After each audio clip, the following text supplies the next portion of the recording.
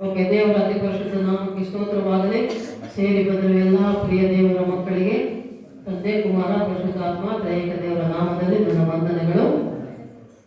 ಮತ್ತೊಂದು ಸಲ ಎಲ್ಲರಿಗೂ ಹೊಸ ವರ್ಷದ ಶುಭಾಶಯಗಳು. 2026ನೇ ವರ್ಷ ಎಲ್ಲರೂ ಕೂಡ ಒಳ್ಳೆಯದನ್ನು ಮಾಡಲಿ.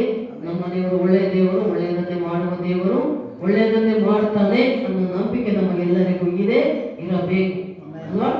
ನಮ್ಮ ದೇವರು ಒಳ್ಳೆಯ ದೇವರು, ಒಳ್ಳೆಯದನ್ನೇ ಮಾಡುವಾತನು. ಹೊಸ ವರ್ಷ ಕೂಡ ನಮಗೆಲ್ಲ ಒಳ್ಳೆಯದೇ ಮಾಡ್ತಾನೆ ಅಂತ ನಾವು ನಂಬಿಕೆಯಲ್ಲಿ ಮುಂದೆ ಸಾಗೋಣ.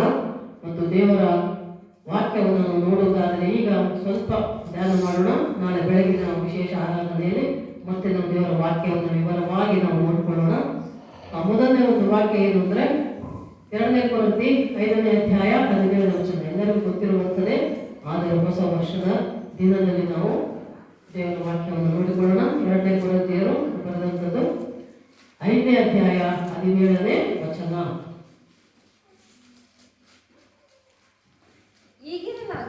ಹೀಗಿರಲಾಗಿ ಯಾವನಾದರೂ ಯಾವಳಾದರೂ ಕ್ರಿಸ್ತನಲ್ಲಿ ಇದ್ದರೆ ಅವನು ನೂತನ ಸೃಷ್ಟಿಯಾದನು.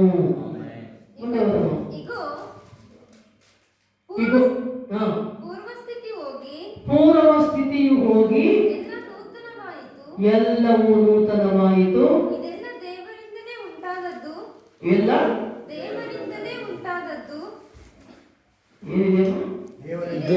ದೇವರಿಂದಲೇ ಉಂಟಾದದ್ದು.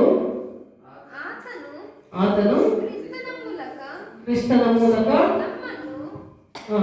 ತನಗೆ ಸಮಾಧಾನ ಪಡಿಸಿಕೊಂಡು ಸಮಾಧಾನ ವಿಷಯವಾದ ಸೇವೆಯನ್ನು ನಮಗೆ ಅನುಗ್ರಹಿಸಿದ್ದಾನೆ. ಆಮೇಲೆ ಸಾಕಮ್ಮ.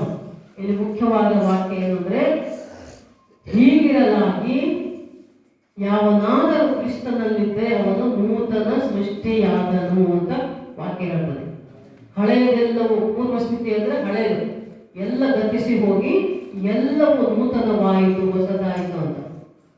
ಈಗ ಉದಾಹರಣೆಗೆ ನಾವು ರೈತರು ನೋಡ್ತೇವೆ, ಜಮೀನಲ್ಲಿ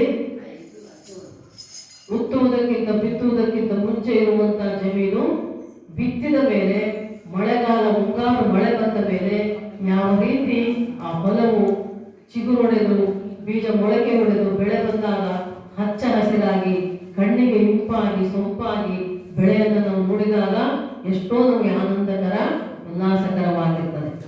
ಅದೇ ರೀತಿ ನಾವು ಮನೆಯಲ್ಲಿ ಏನಾದರೂ ಹೂ ಗಿಡಗಳು ಹಾಕಿದರೆ ಆ ಹೂ ಗಿಡ ಮೊಳಕೆ ಹೊಡೆದು ಹೂ ಮೊಗ್ಗು ಬಿಟ್ಟು ಹೂ ಹರಡಿದಾಗ